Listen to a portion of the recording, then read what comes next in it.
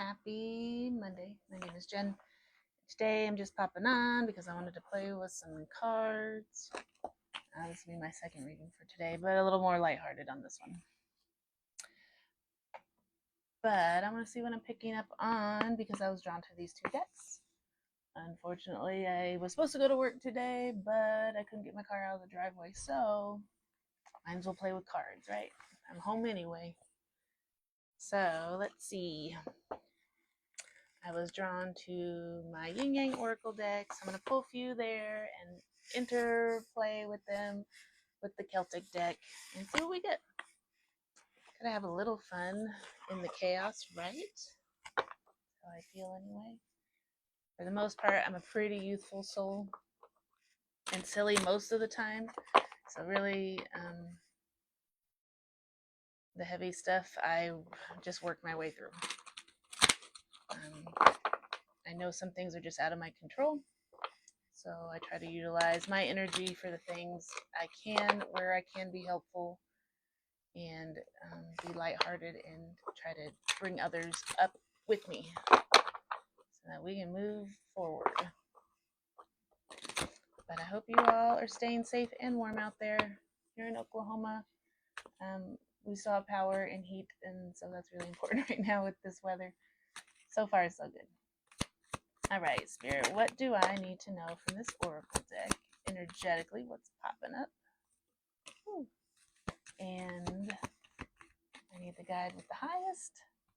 They're like, yeah, we know. The guide with the most knowledge for this reading. My guides have a pretty good sense of humor, which makes sense because so do I. So even though we say these things on here just to help with energy, if you are really connected to your guides, they like to make jokes with you. Depending on the guides, I guess. I have some serious ones too. Okay, so the first card to come out was Love. It says kisses, unconditionally loving, giving, and receiving affection, or falling in love. I think, again, relationship transits have been taking a forefront in the energy quite a bit lately. I don't know if it's just because of the planetary transitions or if it's just something we're focusing on because we start to realize that relationships are very important to us, not only for growth, but because we love them. Valentine's Day is coming up. That might be also why. The other one, I don't know which order they fell in, so we're just going to read them out, is Control. It says conflicts, mood swings, trust issues, manipulations, and patterns.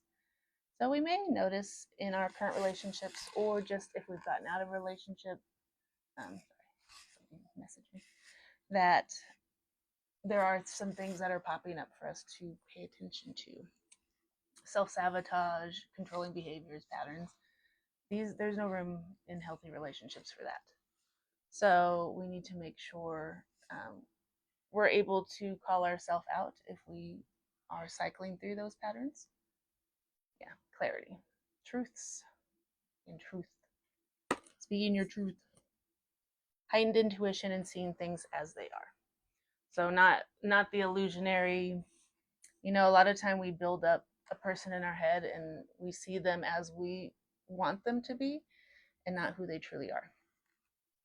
I've been pretty fortunate.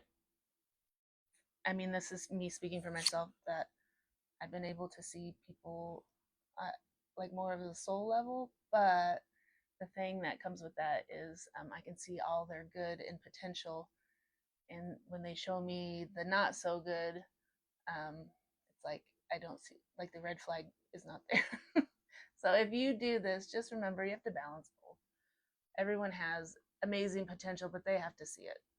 So it doesn't really matter as much if you're encouraging them and seeing it, because they also have to see it. Doubts, lonely, negativity, not hopeful, discontentment. Yeah. We just have to make sure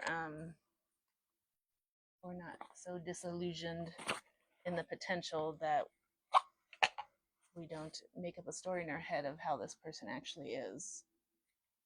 Because when they show you who they are, that's who they are. I've been learning that. It's taken me a long time. I'm going to be 44 this year. So up until 44, I'm still learning. It's okay. We all are learning. No shame in that. All right, Spirit. I'm sure this is still on. Okay. It's still working. What do I need to know from the tarot for these 4 cards? For this, so 4 is a number for foundation. 4 walls to a house, 4 posts to hold something up.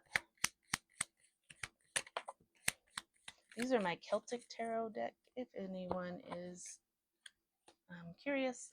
It's just the hand, like pocket size. I love this one because not that I have small hands, but I also don't have big hands. So sometimes to shuffle the bigger cards, it's hard. Okay. That Knight of Wands, man. I try not to be biased because there's really no room for that when you're trying to give a message, but I don't like the Knight of Wands card. It's usually like an immaturity, no thinking, just passion. Not my favorite card. But it is reversed, so let's see what we're trying to learn here. So when it comes to tarot for this spread from my Yin Yang Oracle, it says 5 of Swords. So this person is coming out of, maybe they're coming out of this deceitful energy, meaning they knew they self-sabotaged. So this one definitely makes me feel it goes with the control and sabotage card.